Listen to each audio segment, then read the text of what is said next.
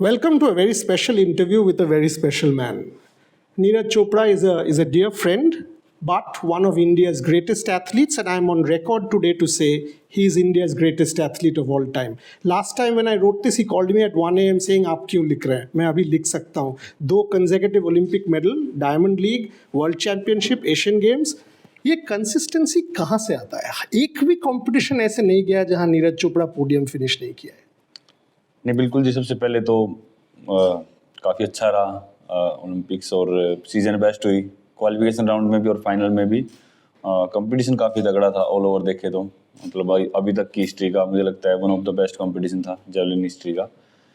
और वही है, मेहनत काफ़ी कर रहे थे इसके लिए, और पेरिस ओलंपिक का पहले से ही था कि हाँ अच्छे से तैयारी करनी है, और अच्छा रहा. मतलब तैयारी भी अच्छी चल रही थी, बस थोड़ी सी रुकावट आई वो ग्रोइंग की वजह से.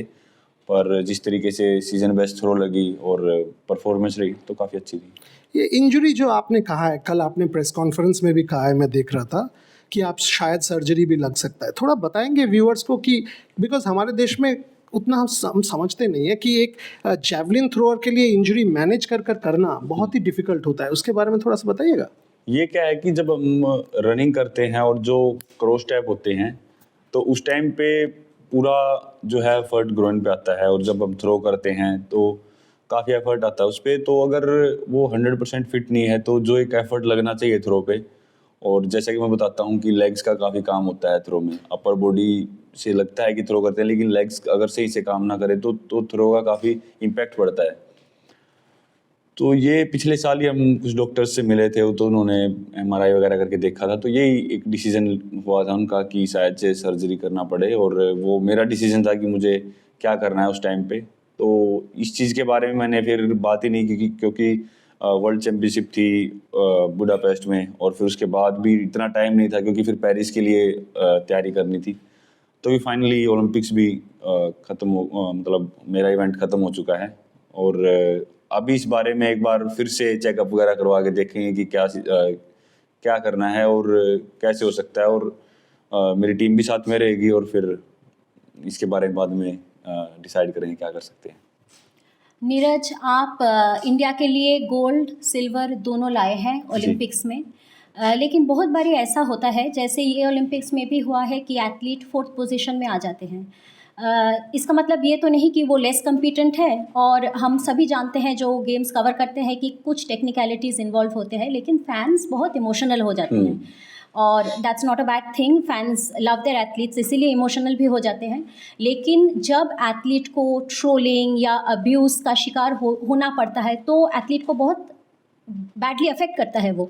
तो आप अपने फैंस को, क्योंकि आप बोलिएगा तो शायद फैंस और पब्लिक सुनेंगे भी, आप क्या बोलना चाहेंगे फैंस को इस बारे में?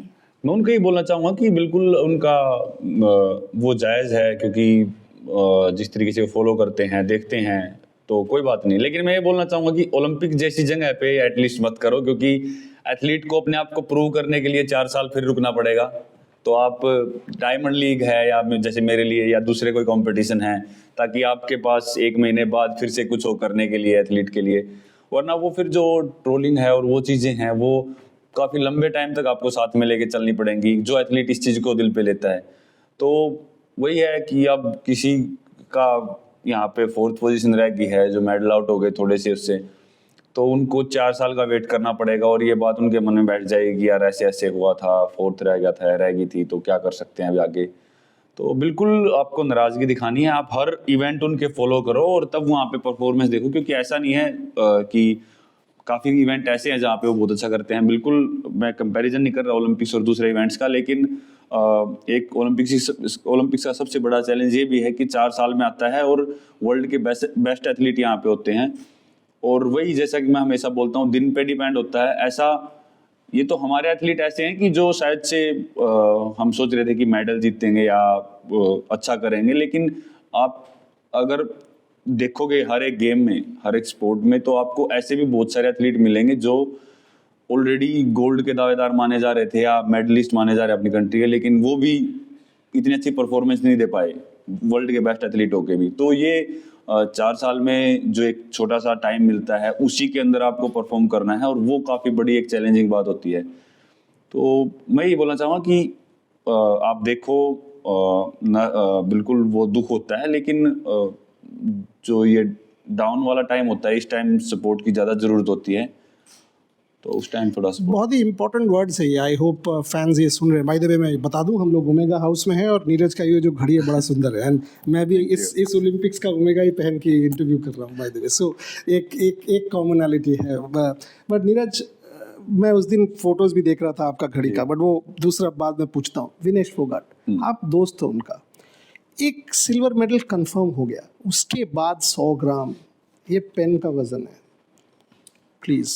बिल्कुल, देखो ये तो हमेशा बात होती है जैसे हमारी भी कि रेसलर्स के लिए, बॉक्सर्स के लिए ये बहुत ही बड़ा एक चैलेंज होता है वेट का, और वो मतलब पर्सनली मुझे देख के बहुत ही अजीब फील होता है तब जब सभी डाइनिंग एरिया में खाना खाने जाते हैं या सभी अपना प्रिपरेशन कर रहे होते हैं और रेसलर्स और बॉक्सर्स अपना वेट घटा रहे होते हैं सोना सूट पहन के। और वो तो जिस तरीके से विनेश जी ने शुरुआत की स्टार्टिंग में ही यूई सुसाकी को हरा के, और फिर जिस तरीके से आगे बढ़ रहे थे, तो मतलब सबको सिल्वर के में सबको गोल्ड ही लग रहा था, क्योंकि यूई सुसाकी को हराना इसका मतलब आपका गोल्ड ऑलरेडी हो गया है। तो वो माइंडसेट और वो ट्रेनिंग जो है उनकी उस लेवल की थी इस बार।